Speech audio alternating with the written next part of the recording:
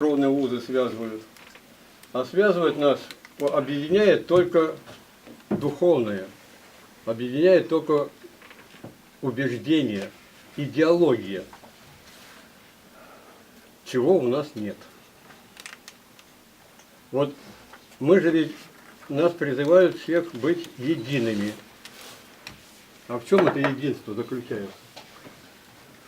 Вот если в мешке находятся все абсолютно одинаковые зерна пшеницы, ржи, чего угодно, и мешок этот завязан, что будет через некоторое время с абсолютно единым зернышком? Они сгниют.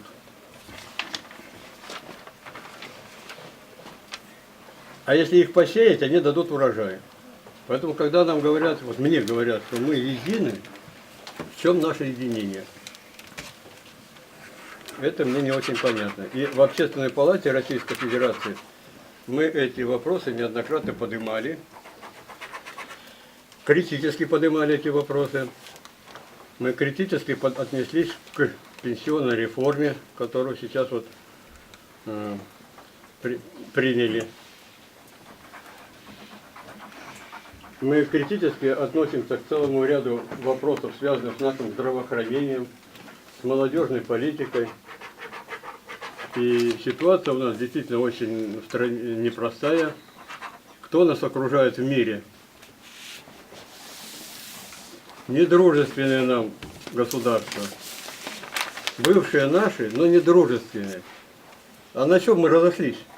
На убеждениях, то, о чем я сейчас сказал. На идеологии разной.